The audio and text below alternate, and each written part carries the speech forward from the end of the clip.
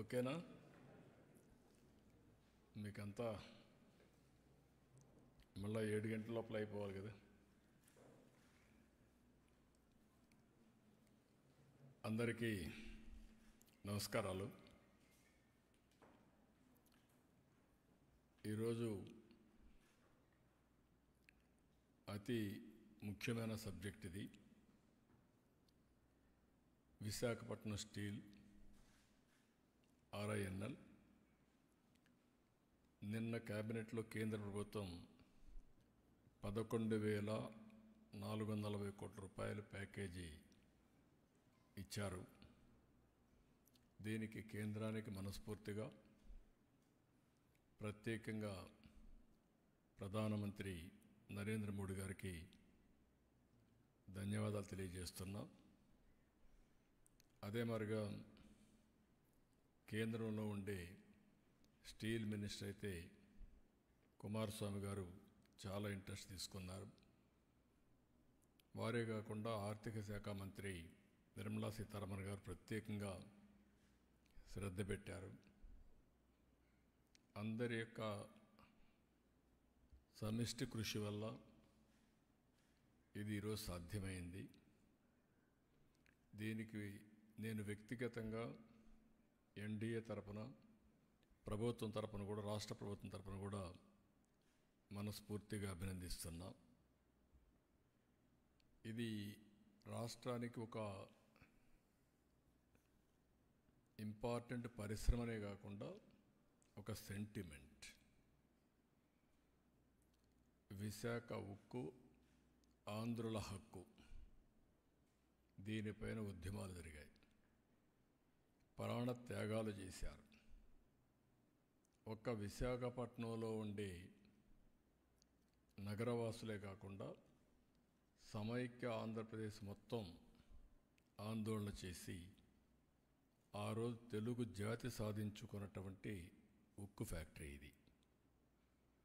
అందుకని ఎప్పుడు కూడా ఈ ఉక్కు ఫ్యాక్టరీని కాపాడుకోవాలని అన్ని విధాల ప్రయత్నం చేస్తూ వస్తున్నాం. 1996లో ఇదే మాదిరిగా ఇండస్ట్రీ సిక్ అయింది. ఆ రోజు నేను ముఖ్యమంత్రిగా ప్రధానమంత్రి వాజ్పేయి గారితో మాట్లాడి 1,650 కోట్ల రూపాయలు ఆ రోజు ఈక్విటీ ఇచ్చి మిగిలినంత లోన్ కూడా తీసుకుని ఎక్స్పాన్షన్ కానీ అదే మరి దాన్ని స్ట్రీమ్ లైన్ చేశాం. అక్కడి నుంచి అంటే ఎప్పుడు ఈ యొక్క స్టీల్ ప్లాంట్కి ఇబ్బంది వచ్చినా ఆదుకునింది ఎన్డీఏ ప్రభుత్వం. ఆ రోజు ఇక్కడుంది ముఖ్యంగా తెలుగుదేశం ప్రభుత్వం, ఇప్పుడు ఎన్డీఏ ప్రభుత్వం. మళ్ళీ ఇలాంటి అనేక సమయాల్లో ముందుకు వచ్చి ఇవన్నీ చేశాం. గడిచిన 5 సంవత్సరాల్లో పూర్తిగా నిర్లక్ష్యం చేశారు. దానివల్ల కూడా చాలా ఇబ్బంది వచ్చింది. ఎన్నికల సమయంలో హామీ ఇచ్చాం. అదే సమయంలో ఈ స్టీల్ ప్లాంట్ని కాపాడుతామని చాలా స్పష్టంగా చెప్పి నేను ముఖ్యమంత్రి అయిన వెంటనే దీని మీద శ్రద్ధ పెట్టాం. అనేక మీటింగ్లు పెట్టాం. ఆ రోజు మీటింగ్లో ఎంపీగా ఉండే భరత్ గారు కూడా అక్కడికి రావడం, అక్కడ ఆయన కూడా రిప్రజెంట్ చేయడం. అదే మరిగా మేము ఒక మీటింగ్ కాదు, సిరీస్ ఆఫ్ మీటింగ్స్ జరిగాయి.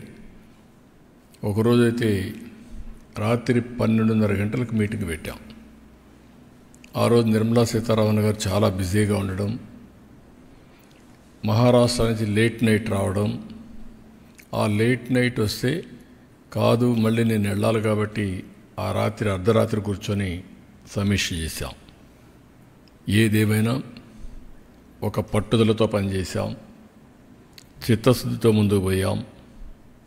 7 నెలలు దీనికి చేసిన ప్రయత్నాలు ఈరోజు ఫలించాయి. ప్రధానమంత్రి గారు దీనిపైన సానుకూలంగా స్పందించారు. ఒక మాటలో చెప్పాలంటే ఇది అసాధ్యం అనుకున్నది సాధ్యం అయ్యే పరిస్థితికి వచ్చింది. ఇది విశాఖపట్నం ప్రజల అభీష్టం, కార్మికుల యొక్క శ్రమ. దీన్ని మళ్ళీ కాపాడుకోగలిగాం. మళ్ళీ ట్రాక్లో పెట్టగలిగాం. ఈరోజు 11,440 కోట్ల రూపాయలు ఈ ఇండస్ట్రీని రివైవ్ చేయడానికి ఇవ్వడం అనేది అరుదైన అనుభవం. ఈ విషయం ప్రతి ఒక్కరూ గుర్తుపెట్టుకోవాల్సిన అవసరం ఉంది. అదే సమయంలో నేను విశాఖపట్నంలో పనిచేసే కార్మికులకు అందరికీ విజ్ఞప్తి చేస్తున్నా, మనందరి బాధ్యత, మన మీద పెట్టుకున్న నమ్మకాన్ని మనం కాపాడుకోవాల్సిన బాధ్యత మన మీద ఉంది. నేను ఆ రోజు కూడా చాలాసార్లు చెప్పాను, ఈ ఫ్యాక్టరీని మళ్ళీ రివైవ్ చేస్తాం, మంచి ప్రొఫెషనల్ మేనేజ్మెంట్ పెట్టుకుంటాం, దీనికి కావలసిన వనరులన్నీ కూడా ఐరన్ ఓర్ అవన్నీ కూడా ఏ విధంగా సమీకరించాలో సమీకరించుకుంటాం, ఎన్ఎండిసి ఏ విధంగా చేయాలని అన్ని వర్కౌట్ చేస్తాం. వర్కౌట్ చేసి దీన్ని ఒక బలమైన సంస్థగా తయారు చేయడానికి ముందుకు పోతారు ఒక హామీ ఇచ్చాం. 20,000 ఎకరాలు ల్యాండ్ ఉంది, పెద్ద ఆస్తిది. ఎక్కడ ఏ స్టీల్ ప్లాంట్ కూడా ఇంత పెద్ద ల్యాండ్ ఉండడం ఎక్కడా జరగలేదు. విలువైన ల్యాండ్ ఉంది. అలాంటి మంచి ల్యాండ్ ఉన్నప్పుడు అందరం కానీ కలిసి కష్టపడితే దీన్ని రివైవ్ చేస్తాను. నేను కూడా శ్రద్ధ పెడతాను. దీన్ని రివైవ్ చేసి మళ్ళీ కేంద్రం చేసే నిర్ణయం కూడా సరైన నిర్ణయం అని వాళ్ళు కూడా ఆనందించే విధంగా మనం చేయాల్సిన అవసరం ఉంది. దానికి అందరూ కూడా ముందుకు రావాల్సిందిగా మరొక్కసారి కార్మికులకు విజ్ఞప్తి చేస్తున్నా. మేనేజ్మెంట్ కూడా కేంద్రం ఇమీడియట్గా మంచి ఒక ప్రొఫెషనల్ మేనేజ్మెంట్ వేయాలి. సమర్థుడిని తీసుకురావాలి, సీఈఓగా తీసుకొచ్చి దాన్ని ఏ విధంగా చేయాలో అన్నీ చేయడానికి ముందుకు పోతాం. ఈరోజు మీరందరూ ఒకసారి చూస్తే 7 నెలలు అసాధ్యమైన పనులన్నీ కూడా చేసుకుంటూ వచ్చాం. నేను కూటమి ఎన్డీఏ ఎలక్షన్ మేనిఫెస్టోలో నేను చాలా స్పష్టంగా చెప్పాను, ఏదైతే ఎలక్షన్ మేనిఫెస్టోలో చేసిన పనులన్నీ కూడా చెప్పిన అన్నీ కూడా ఒకటి చేసుకుంటూ వచ్చాం. అమరావతి ఏకైక రాజధానిని చెప్పాం. అమరావతికి 15,000 కోట్ల రూపాయలు కేంద్రం ఈఏపీ ప్రాజెక్టుల ద్వారా డబ్బులు ఇప్పించారు. అదే సమయంలో అవన్నీ కూడా గ్రౌండ్ అయ్యే పరిస్థితికి వచ్చింది. ఇంకొక పక్క పోలవరం పూర్తిగా నిర్వీర్యమైపోయినటువంటి పోలవరానికి 12,000 కోట్ల రూపాయలు డబ్బులు 12,157 కోట్లు ఇచ్చారు. రేపు మళ్ళీ దానికి డయాఫామ్ వాల్ ఫౌండేషన్ వేసే పరిస్థితికి వచ్చాం. ఏదైతే ల్యాండ్ ఇవ్వకుండా గడిచిన ప్రభుత్వం నిర్లక్ష్యం చేసిన దానికి రైల్వే జోన్ రాకుండా పోయే పరిస్థితికి వచ్చింది. వచ్చిన వెంటనే వాళ్ళకు అవసరమైన ల్యాండ్ ఇచ్చాం, క్లారిటీ ఇచ్చాం, పర్సూ చేశాం. రైల్వే జోన్కు కూడా మొన్నే ప్రధానమంత్రి గారు ఫౌండేషన్ వేసే పరిస్థితికి వచ్చారు. ఇలాంటి మీరు చూసినప్పుడు ఎప్పుడూ జరగని పనులన్నీ కూడా మనం చేసుకుంటూ వచ్చాం. 7 నెలలు 4 లక్షల కోట్ల రూపాయల పెట్టుబడులకు ఒప్పందాలు జరిగాయి. మొన్ననే ప్రధానమంత్రి వచ్చినప్పుడు 2,08,000 కోట్ల రూపాయలకు ఫౌండేషన్లు కానీ ఇనాగరేషన్ కానీ వేసే పరిస్థితికి వచ్చారు. ఇంకొక పక్క విశాఖపట్నానికి ఉత్తరాంధ్రలో మేము ఏది చెప్పాము అవన్నీ కూడా ఈరోజు కార్యరూపం దాల్చే పరిస్థితికి వచ్చింది. ఒక పక్క టీసీఎస్ యువతకు ఉద్యోగాలు, ఇంకొక పక్క గూగుల్ని కూడా మెప్పిస్తున్నాం, ఎంఓయూ చేశాం. అది కూడా వస్తే data centre, artificial intelligence, data అనలిటిక్స్లో ముందుకు పోతాం. ఇక్కడి నుంచి సింగపూర్కి కూడా ఏదైతే సీ కేబుల్ వేసి ఇన్లాండ్ కేబుల్ ఒకటి సీ కేబుల్ వేసి అక్కడి నుంచి కనెక్ట్ చేసే పరిస్థితికి వస్తుంది. It is a great achievement అవుతుంది. ఇది కాకుండా మొన్ననే గ్రీన్ హైడ్రోజన్ ఒక పక్క ఎన్టీపీసీ జెన్కో జాయింట్ వెంచర్ కింద ముందుకు వచ్చారు. 1,80,000 కోట్లు ఖర్చు పెట్టే పరిస్థితికి వస్తుంది. ఇది కాకుండా ఇంకొక పక్కన మీరు చూస్తే ఏదైతే నిన్న మొన్న గట్టిగా చెప్పి ఇది చేశాం, ఆర్సీఆర్ మిత్తల్. అల్టిమేట్గా ఈ ప్రాజెక్టు 14 లక్షల మిలియన్ యూనిట్లు, 14 million metric tons steel plant ఇది. దీనికి కావలసిన ఐరన్ ఓర్ అయితే గవర్నమెంట్ ఆఫ్ ఇండియాను ఒప్పించాం. ఫేజ్ 1లో 7 మిలియన్ మెట్రిక్ టన్నుల ఐరన్ ఓర్ ఇవ్వడానికి ఒప్పుకున్నారు. అది కూడా పిట్ హెడ్ దగ్గర పైపులేసి స్లర్రీ రూపేణ తీసుకొస్తున్నారు. ఇది నక్కపల్లి దగ్గర తొందరలోనే ప్రారంభం అవుతుంది. ఈరోజు రేపు ఎంఓయూ చేస్తున్నాం. ఆ ఎంఓయూ అవుతానే పని కూడా ప్రారంభిస్తారు. ఒక స్టీల్ సిటీ వస్తుంది. ఒక పక్క గూగుల్ మొత్తంగా డేటా సెంటర్ రావడం, ఇంకొక పక్కన మీరు చూస్తే ఆర్సీఆర్ మిత్తల్ ఈ ప్రాజెక్ట్ వస్తే విశాఖపట్నం, అనకాపల్లి మొత్తం కలిసిపోయే పరిస్థితి వస్తుంది. One of the best project ఇది కూడా రాబోతుంది. ఇవి కాకుండా ఇంకొక పక్కన మీరు చూస్తే ఓర్వకల్లో 2786 కోట్లతో ఇండస్ట్రియల్ స్మార్ట్ సిటీకి ముందుకు పోయాం. కొప్పర్తిలో ఇండస్ట్రియల్ స్మార్ట్ సిటీకి 2137 కోట్లు అక్కడ కూడా మొన్నే శాంక్షన్ అయింది. ఇంకో పక్క నక్కపల్లిలో ఈ స్టీల్ సిటీయే కాకుండా 14,000 కోట్ల పెట్టుబడులతో ఒక ఫార్మా సిటీ వస్తుంది, బల్క్ డ్రగ్ పార్క్ వస్తుంది. దీనివల్ల ఒక 70,000 మందికి ఉద్యోగాలు వచ్చే పరిస్థితికి వస్తాయి. ఇలాంటివన్నీ కూడా మీరు ఒకసారి చూసినప్పుడు ఇంకొక పక్కన మీరు చూస్తే ఒక 55,000 కోట్ల రూపాయలతో నేషనల్ హైవేస్ అన్నీ కూడా రాబోయే 2-3 సంవత్సరాల్లో పూర్తి చేస్తున్నాం. ఇది కాకుండా ఔటర్ రింగ్ రోడ్డు ఉంది, అది కూడా వస్తే నేను వారిని కోరింది ఏంటంటే 8 లేన్ రోడ్డుకే శాంక్షన్ చేయమన్నాం. అట్లా కాకుండా ఇప్పుడు మనం ఏదైతే ల్యాండ్ ఎక్విజిషన్ చేస్తున్నా ఒకటేసారి చేయాలని ఇప్పుడు గట్టిగా చెప్పాను. అది వస్తే అది కూడా అవుతుంది. ఇది కాకుండా ఇంకొక పక్కన మీరు చూస్తే అనేక టూరిజం ప్రాజెక్ట్స్ కూడా సూర్యలంక, శ్రీశైలం, రాజమహేంద్రవరం, సంగమేశ్వరాలయం ఇక్కడంతా కూడా 400 కోట్లతో ఒక టూరిజం కారిడార్ కూడా ఒప్పుకొని ముందుకు పోతున్నారు. ఇవన్నీ చూసినప్పుడు నేను మొన్న అందుకే మీటింగ్లో చెప్పాను, డబుల్ ఇంజన్ సర్కార్, డబుల్ ఇంజన్ గ్రోత్. ఎగ్జాక్ట్గా అదే జరుగుతూ ఉంది.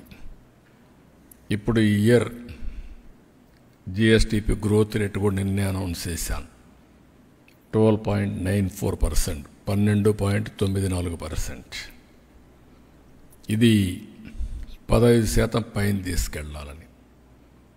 7.5 నుంచి 15% తీసుకెళ్తే 2 టైమ్స్ అభివృద్ధి చేయగలిగితే కన్సిస్టెంట్గా 2047కి 4.5 టైమ్స్ పర్ క్యాపిటా రాష్ట్ర సంపద పెరిగే అవకాశం ఉంటుంది.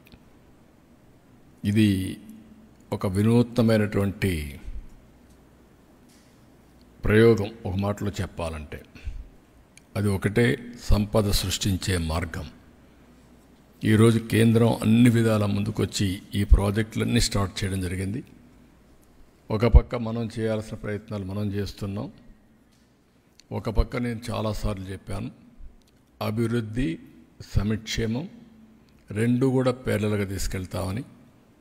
అభివృద్ధి జరగాలి, డెవలప్మెంట్ వల్ల సంపద సృష్టించబడుతుంది, సృష్టించిన సంపద వల్ల ఆదాయం పెరుగుతుంది, పెరిగిన ఆదాయం వల్ల మళ్ళా కొంత డబ్బుల్ని అభివృద్ధి ఖర్చు పెట్టి ఎక్కువ డబ్బుల్ని మన సంక్షేమానికి ఖర్చు పెట్టే పరిస్థితి వస్తుంది. ఇది ఒకటే మార్గం, పేదరిక నిర్మూలన. అదే మరి ప్రజల్ని ఎంపవర్ చేయడం, దానికి నాంది పలికాం. చాలా సంతోషం. 9-7 నెలల్లో మేము అనుకున్న ప్రయత్నాలన్నీ 1 by 1 సఫలీకృతం అవుతున్నాయి. ఇది ఒక విధంగా చెప్పాలంటే అసాధారణం అనుకున్నటువంటి కార్యక్రమాలను చేపట్టాం. 7 నెలలకు మునుపు ఎటు చూసినా చీకటి. నాకు ఆ రోజు చూస్తే నేను చాలాసార్లు మీ అందరికీ చెప్పాను, నేను 4వసారి ముఖ్యమంత్రి, 3 సార్లు నాకు ఇన్ని ఇబ్బందులు కనిపించలేదు. ఎటు చూసినా విధ్వంసమైన వ్యవస్థలు, ఆర్థికంగా ఎలాంటి వెసులుబాటు లేని ఆర్థిక వ్యవస్థ. అన్ని వ్యవస్థల్లో డబ్బులన్నీ కూడా ఎక్కడికక్కడ డైవర్ట్ చేసి మిస్యూజ్ చేసి కనీసం కేంద్ర పథకాలు కూడా నిర్వీర్యమైపోయినాయి. ఇప్పుడు అవన్నీ కూడా లైన్లో పెడుతున్నాం. ఇంకొక 4-5 నెలల్లో ఇవన్నీ లైన్లో పెట్టి మళ్ళీ గాడి తప్పిన పరిపాలన ఘాట్లో పెట్టడమే కాకుండా ఏ విధంగా ముందుకు తీసుకుపోతాం. ఇన్వెస్టర్స్లో కూడా ఒక నమ్మకాన్ని కలిగించాల్సిన అవసరం ఉంది. ఇప్పటికీ ఒక నమ్మకాన్ని కలిగిస్తున్నాం, ఇంకా నమ్మకాన్ని కలిగించాలి. ఆ నమ్మకాన్ని కలిగించి మళ్ళీ 20 లక్షల ఉద్యోగాలు కల్పిస్తా ఉన్నాం. ఒక పక్క ఉండే ఉద్యోగాలను కాపాడాలి. అదే విశాఖపట్నం స్టీల్ ప్లాంట్లో మీరు చూస్తే దగ్గర ఈ స్టీల్ ప్లాంట్ కానీ సిక్ అయితే చాలా సమస్యలు వస్తాయి. కాబట్టి ఒక పక్క దీన్ని కాపాడుకుంటూనే ఇంకొక పక్కన 20 లక్షల ఉద్యోగాలకు ఏమేమి కావాలన్నా అవన్నీ వర్కౌట్ చేస్తున్నాం. ఇవన్నీ కూడా రాబోయే రోజుల్లో ఇంకా మెరుగైన ఫలితాలు వస్తాయని చెప్పి తెలియజేస్తూ కేంద్రాన్ని ప్రత్యేకంగా ప్రధానమంత్రి గారికి అభినందనలు, ధన్యవాదాలు. మీరు ఎన్డీఏ ప్రభుత్వం ఇక్కడ ఏదైతే పెట్టుకున్నామో ఆ నమ్మకాన్ని మీరు ఒక మాటలో చెప్పాలంటే ఎన్డీఏ ప్రభుత్వం ఇచ్చిన హామీని నిలబెట్టుకోవడానికి మీరు ముందుకొచ్చి అన్ని విధాలా సహకరించారు. దానికి అభినందనలు, ధన్యవాదాలు. Thank you.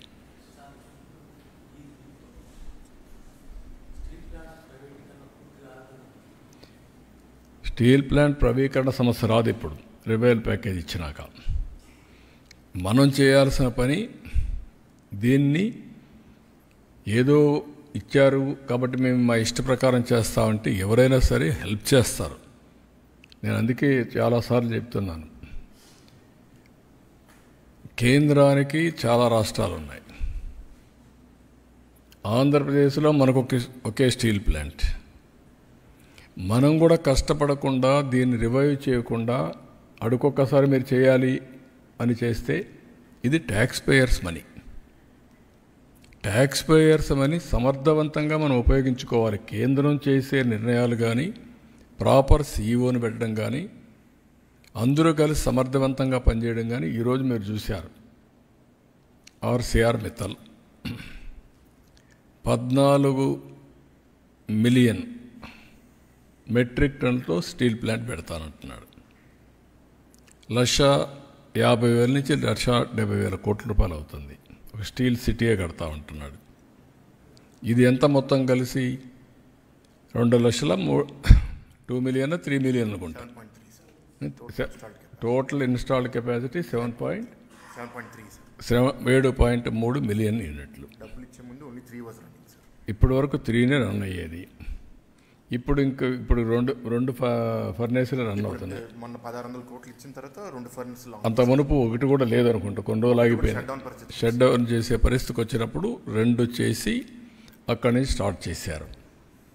ఆ 1,650 కోట్ల రూపాయలు ఇమీడియట్గా ఇచ్చారు. కాబట్టి మళ్ళీ ఐరన్ ఓర్ అప్పిప్పించారు. రాష్ట్ర ప్రభుత్వం కట్టవలసిన పవర్ ఛార్జెస్ కూడా మేము అడగకుండా వాయిదా వేసుకుంటూ వచ్చాం. నెలకు 80 కోట్ల రూపాయలు పవర్ ఛార్జెస్ అవుతాయి. ఈ 4-5 నెలలు వాళ్ళు కట్టడం లేదు. నీటి ఛార్జీలు కూడా కట్టడం లేదు మున్సిపాలిటీకి. అది కూడా వాయిదా వేసాం. ఇంకా ఎప్పటి వరకు వాయిదా వేయాలో చూడాలి. కేంద్రం ఏ విధంగా వస్తారు. మేము కూడా సిద్ధపడ్డాం. ఎందుకు సిద్ధపడ్డాం? అక్కడుండే ఎంప్లాయ్మెంట్ దెబ్బతినకుండా ఉండాలని సిద్ధపడ్డాం. సిద్ధపడినప్పుడు అక్కడ ఉండే ఎంప్లాయీస్ కూడా, ఎంప్లాయీసే కాదు, మేనేజ్మెంట్, ఎంప్లాయీస్, కేంద్రం, రాష్ట్రం బాధ్యతతో ప్రవర్తించాలి. పబ్లిక్ మనీని మిస్యూజ్ చేయడానికి మనకి ఎవరికి ఆ రైట్ లేదు. సిక్ అవుతుంది, ఎప్పుడు ఇట్నే ఉంటుంది, మేము ఇట్నే రన్ చేస్తాం, మీరు ఇవ్వాలి, ఇది మా రైట్, అది కరెక్ట్ కాదు. మనం దాన్ని ఒక సెంటిమెంట్, ఆ సెంటిమెంట్ చెప్పాం. ఆ సెంటిమెంట్ చెప్పి తెచ్చిన తర్వాత దీన్ని మాట కూడా ఇచ్చాం. మేము ఏమని ఇచ్చాం? దీన్ని రివైవ్ చేస్తాం, మేము సహకరిస్తామని. అందరూ కూడా సహకరించాలి. సహకరించి దీన్ని రివైవ్ చేయాల్సిన బాధ్యత మనందరిపైన ఉంది. ఉద్యమాలు చేయడం కాదు, ఉద్యమాలు జయప్రదమైనాయి. ఇప్పుడు మనం అనుకుని సాధించాం. సాధించిన తర్వాత ఉద్యమ స్ఫూర్తితో పనిచేయాలి ప్రతి ఒక్కరు కూడా. ఒక్క ఎంప్లాయీస్ పనిచేస్తేనే సాధ్యం కాదు. మేనేజ్మెంట్ సరిగా లేదనుకోండి, ఉద్యోగస్తులు పనిచేసే లాభం ఏంటి? మిస్మేనేజ్మెంట్ ఉంటే. కాబట్టి ఇక్కడ పెట్టాల్సింది సమర్థవంతమైన మేనేజ్మెంట్ తీసుకురావాలి, నిర్వహణ సమర్థవంతంగా చేయాలి. దేశంలో ఇదేం కొత్త కాదు. 300 మిలియన్ మెట్రిక్ టన్నులు స్టీల్ ప్లాంట్స్ రావాలని చెప్పి ప్రధానమంత్రి గారు కోరుకుంటున్నారు. అలాంటప్పుడు ఇది 7.3, ఇది పక్కనే మనకు ఒక 14 మిలియన్ మెట్రిక్ టన్నులు స్టీల్ ప్లాంట్ వచ్చే పరిస్థితి వస్తుంది. ఇవన్నీ వచ్చినప్పుడు మీలో కూడా ఆ స్పిరిట్ రావాలి, ఆ స్ఫూర్తి రావాలి. That is where they have to work it out. All of us has to work as a team. అది టీమ్గా వర్క్ చేసి సాధిస్తాం.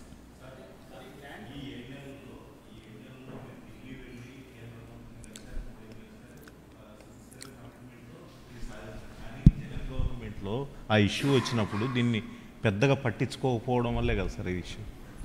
నేనేమంటానంటే ఒక్కొక్కరు కొన్ని ప్రాధాన్యతలు ఉంటాయి. తెలుగుదేశం పార్టీ ఎన్డీఏలో మేము ముగ్గురం కలిసిన తర్వాత, ఇక్కడ ప్రజలు నమ్మి మాకు ఓట్లు వేసిన తర్వాత మేము ఇచ్చిన హామీలు ఒక్కొక్కటే నిలబెట్టుకుంటూ ముందుకు పోతున్నాం. అందులో ప్రధాన హామీ RINL రివైవల్. ఇది మామూలుగా అమరావతికి ఇచ్చేది డబ్బులు ఒక యాంగిల్, పోలవరానికి ఇచ్చిన యాంగిల్ ఇంకొక యాంగిల్. ఏది చట్టంలో ఉన్నాయి అవన్నీ. ఇది సిక్ అయ్యే పరిస్థితికి వచ్చినప్పుడు దానికి రివైవల్ ప్యాకేజ్ ఇవ్వడం అనేది చాలా ముఖ్యం. దానికే నేను మనస్ఫూర్తిగా అభినందిస్తాను.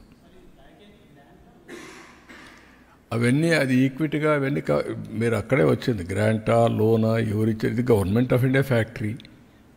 అది రివైవ్ అయితేనే డబ్బులు వస్తాయి. లాభాలు వస్తే వాళ్ళకు వస్తాయి, నష్టాలు వస్తే మళ్ళీ ఈ డబ్బులు పోతుంది. కాబట్టి గవర్నమెంట్ ఆఫ్ ఇండియా ఫ్యాక్టరీ కూడా గ్రాంటా, లోనా ఇవన్నీ ఎక్కడ రైజ్ అవుతాయి మీకు? Public sector government of India investment. అది నీది నాది కాదు.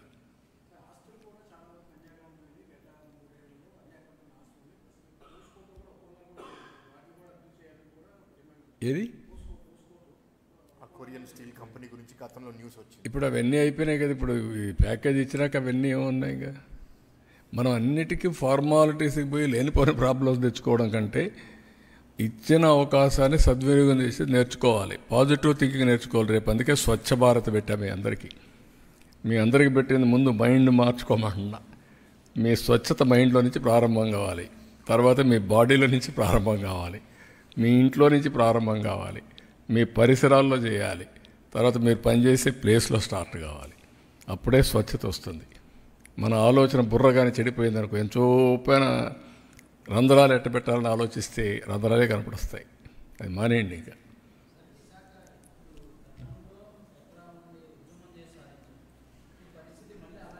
ఉద్యమం చేసి పరిరక్షించుకుందాం అన్నా. నేను అదే చెప్తున్నా. ఇది విశాఖ ఉక్కు ఆంధ్రుల హక్కు. ఇప్పుడు విశాఖ ఉక్కు ఆంధ్రుల సెంటిమెంట్. అదే మాదిరిగా దీన్ని కాపాడుకోవడానికి ఈరోజు అందరం కలిసి పనిచేశాం. కేంద్రం సహకరించింది. ఇప్పుడు ఒక ఉద్యమ స్ఫూర్తితో పనిచేద్దాం. ఎక్కడ తప్పు జరిగినా కరెక్ట్ చేద్దాం. కరెక్ట్ చేసి ప్రైవేట్ వాళ్లే కాదు, పబ్లిక్ సెక్టర్లో కూడా సంపద సృష్టించగలదా నిరూపిద్దాం. మనమేమి, అందుకే నేను చాలాసార్లు చెప్పాను, దీన్ని ఏ విధంగా చేయాలన్న అవసరమైతే ఇంకా దీన్ని ఎట్లా ముందు తీసుకుపోవాలని ఆలోచిద్దాం. అందరిలో స్ఫూర్తిని తీసుకొద్దాం, ఐకమత్యం తీసుకొద్దాం, భావితరాలకు ఆదర్శంగా చేద్దాం. Will work it out. నేను కూడా దీని మీద ఇన్వాల్వ్ అవుతాను. అదే ముఖ్యమంత్రిగా నాకు కూడా ఒక బాధ్యత ఉంది. కేంద్రాన్ని మెప్పించి ఈరోజు 11,400 కోట్లు తీసుకొచ్చినప్పుడు ఏ హామీ అయితే ఇచ్చామో ఆ హామీని నిలబెట్టుకోవడానికి నేను కూడా ఆ దిశగా ఆలోచించాలి. అది రివైవ్ అయినప్పుడే ఆ నమ్మకం నిలబెట్టుకున్నట్టు అవుతుంది. నేనేమంటానంటే ఎవ్వరికి సమాధానం అంటే, ఇప్పుడు గవర్నమెంట్ ఆఫ్ ఇండియాలో ఏమైందంటే మన రాష్ట్రంలో ఉండే ప్రాజెక్టు కూడా ఒక మైనింగ్ ఉంది, మేజర్ మైనింగ్. అది కూడా నేను ఇవ్వడానికి ఎవరికంటే వాళ్ళకి ఇవ్వడానికి వీలు లేదు. అది కూడా పబ్లిక్ ఆక్షన్లోనే పార్టిసిపేట్ చేసి వేయాలి. దానికి కారణం ఏంటి? ఇంతవరకు మీరంతా కూడా ఎక్కడికక్కడ లాలూచి పడి అమ్మేస్తున్నారు. ట్రాన్స్పరెన్సీకి రావాలి. ఆ ట్రాన్స్పరెన్సీ రావాలంటే ఓపెన్ ఆక్షన్ వేస్తేనే ఎవరు కావాలంటే వాళ్ళు పాడుకోవచ్చు. ఇప్పుడు ఆ ఓపెన్ ఆక్షన్లో ఎవరు పాడుతున్నాం? NMDC, even mining corporation of Andhra Pradesh, private, public అందరూ పోటీ పడుతున్నారు. పోటీ పడి మళ్ళీ వీళ్ళకి మైన్ ఇస్తున్నారు. ఇప్పుడు మీరు చెప్పినట్టు కేంద్రంలో 11,400 కోట్లు ఎవరి డబ్బులు? ఇది కేంద్రం డబ్బులే కదా. ఏదో ఒక విధంగా మీకు డబ్బులు ఇచ్చారు కదా. దానికి దీనికి సంబంధం ఏంటి? ఒక పాలసీ పెట్టుకున్నప్పుడు ఆ పాలసీని చేస్తున్నప్పుడు కాదు నా కోసమే పాలసీ మారుస్తామంటే ఎక్కడ మారుస్తారు? వాళ్ళు ఇది ఇప్పుడు వచ్చింది కాదు, సమర్థవంతంగా పనిచేయడం కోసం ఒక పాలసీ తీసుకున్నారు. ఇప్పుడు ఆర్సీఆర్ మిత్తలు పెట్టాడు. వాళ్ళకు కూడా ఓపెన్ మార్కెట్ ప్రకారమే ఇస్తున్నారు. ఆ ఓపెన్ మార్కెట్లో ఏ ఐరన్ ఓర్ అయితే ఇస్తారో అది కూడా వీళ్ళకి ఇస్తారు. ఎందుకు మనం కంపీట్ చేయకూడదు? మనకు 20,000 ఎకరాలు మీకు ఫ్రీగా ఇచ్చాం. ఎప్పుడో పెట్టిన ప్లాంట్ ఇది. ఎందుకు మనం వాళ్ళతో పోటీ పడలేం? ఎందుకు కంపీట్ చేయలేం? That is the spirit you have to take. వాళ్ళకేది ఫేవరబుల్గా ఇవ్వడాలి కదా ఐరన్ ఓర్. వాళ్ళకు అట్లా ఇస్తారు, మనకు అదే ఇస్తున్నారు. ఇచ్చినప్పుడు సేమ్ రేటుకి వచ్చినప్పుడు ఎందుకు మనం కంపీట్ చేయకూడదు అంటా నేను. కంపీట్ చేయాలి. That is where I'm asking.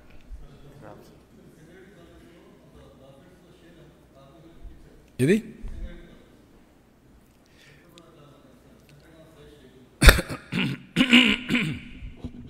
చాలా మోడల్స్ ఉన్నాయి. అక్కడ ఇచ్చింది అది డిఫరెంట్ అకేషన్. ఇక్కడ మెయిన్గా మేనేజ్మెంట్ రావాలి. తర్వాత ప్రాఫిట్స్ వచ్చినప్పుడు ఏం చేయాలని ఆలోచించాలి. అక్కడ నేను చేసింది అప్పట్లో దగ్గర 25 ఇయర్స్ బ్యాక్ అనుకోండి. 20 years back, 25 years almost all 95-2000 మధ్యలో చేశాను. ఆల్మోస్ట్ ఆల్ క్లోజ్ అయిన ఫ్యాక్ట్ ఇది సింగరేణి కాలరీస్. 1,00,000 మంది ఉద్యోగస్తులు. 1,00,000 మంది ఉద్యోగస్తులు, యూనిట్ క్లోజ్ అయిపోయింది. ఇంకెవ్వరు రివైవ్ చేయారంటే ఐ సెడ్ నో. నేను అప్పుడు ఇవన్నీ ఎగ్జామిన్ చేసి దెన్ నేను ఒక పాలసీ ఇచ్చాను. వాళ్ళకి జీతాలు ఇచ్చేది ఇస్తాం, ప్రాఫిట్లో 25%, 33% కార్మికులకు డబ్బులు మళ్ళీ తిరిగి ఇస్తామని చెప్పి పెట్టాను. 1/3 25% ఆ ప్రాంతంలో. దాంతో స్పిరిట్ పెరిగింది, బాధ్యత వచ్చింది, మంచి ఎండీలు వేసాను, లాభాలు వచ్చాయి. అక్కడి నుంచి రివైవ్ అయింది. ఈరోజు సింగరేణి కాలరీస్ ఒక బలమైన వ్యవస్థగా తయారయ్యే పరిస్థితి వచ్చింది. ఆ ఒక్క నిర్ణయం. ఆ నిర్ణయంలో లాభాలతోనే కాదు, లాభాలు తీసుకొచ్చే మేనేజ్మెంట్ని ఇచ్చాం, స్ట్రెంగ్త్ని ఇచ్చాం, మానిటర్ చేశాం. అందుకే మీరు జ్ఞాపకం పెట్టుకోవాల్సింది, ఒకసారి యాక్సిడెంట్ అయింది. నేను సింగరేణి కాలరీస్కి వెళ్ళాను. మా సెక్యూరిటీ అన్నారు మీరు లోపల పోవడానికి లేదని, అండర్ గ్రౌండ్ మైన్. నేను ఎక్కడైతే యాక్సిడెంట్ జరిగిందో అక్కడ దాకా పోయాను.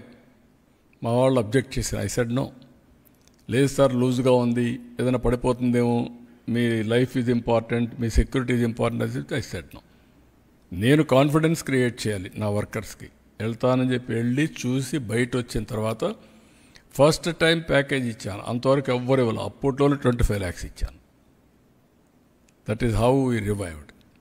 కాబట్టి ఇవన్నీ కూడా ఒక నమ్మకాన్ని కల్పించే అడ్మినిస్ట్రేషన్ కార్మికుల్లో కానీ అందరిలో ఇచ్చాం. అదే మరి దీనికి కూడా ఇంకా ఇన్నోవేటివ్ పాలసీస్ ఉంటే will work it out all policies చేసి ఫైనల్గా యా అన్ని ఆల్మోస్ట్ ఆల్ మీరు చూస్తే అన్ని నిర్ణయాలు కూడా ఈ 6-7 నెలల్లో నిరాశ నిస్పృహల మధ్యలో కొట్టుకుంటున్నట్టు మనకి ఒక ఆశాజనకంగా కొన్ని నిర్ణయాలు వచ్చాయి. ఇది విశాఖపట్నం రైల్వే జోన్ అన్నీ కూడా ఇంకా రాబోయే రోజులు కూడా ఇంకా సాధించాల్సి చాలా ఉంది. Will work it out. Thank you.